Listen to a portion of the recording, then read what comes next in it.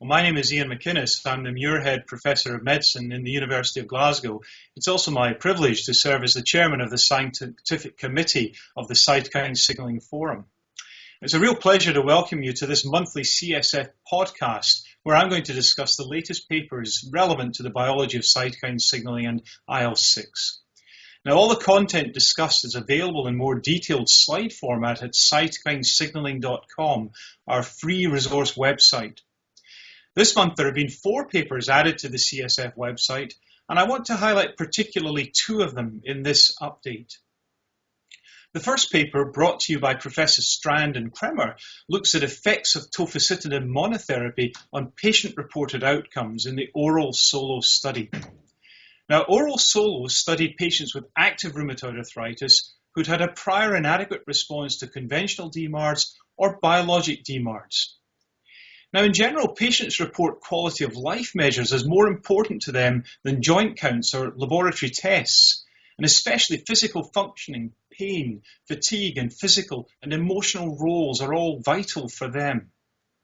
So the key results in this study were that by month 3, Tofacitinib at 5 or 10 milligram doses demonstrated significant improvements versus placebo in the patient global, pain, HAQ disability index, that's a measure of function, SF36 physical and mental, and component summary scores, all domain scores, and FACIT.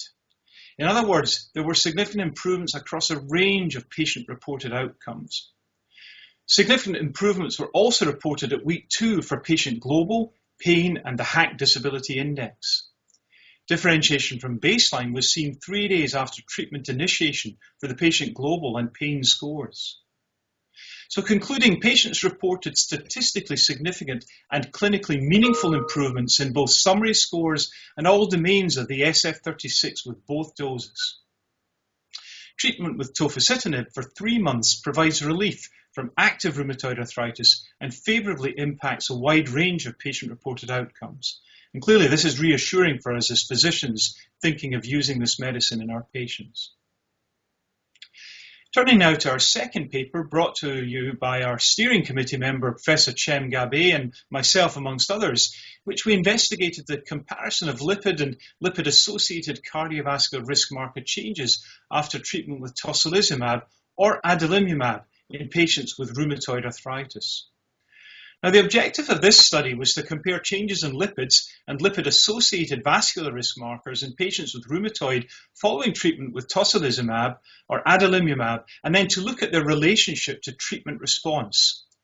This was a post-hoc analysis of data from a clinical trial that compared IL-6 and TNF-alpha blockade. The key results are as follows. We observed a greater increase in LDL cholesterol and HDL cholesterol, and a greater reduction in Lp(a), HDL SAA, and SPLA2 levels in those receiving tocilizumab than those receiving adalimumab. Now, reductions were observed in efficacy responders and non-responders, suggesting that there are direct cytokine-mediated effects on lipids, which may be partially independent of effects on clinical disease activity. Greater reductions were seen in all 3 lipid-associated vascular risk biomarkers at week 8 in both efficacy responders and non-responders who received tocilizumab than who received adalimumab. So in summary, don't forget that all of these materials are available online at cytokinesignaling.com. And maybe I'd take this opportunity to announce the 2 digital health awards won by the CSF in December. Congratulations to the team. And thanks to you for your continued support of the CSF. We wish you the very best for 2016.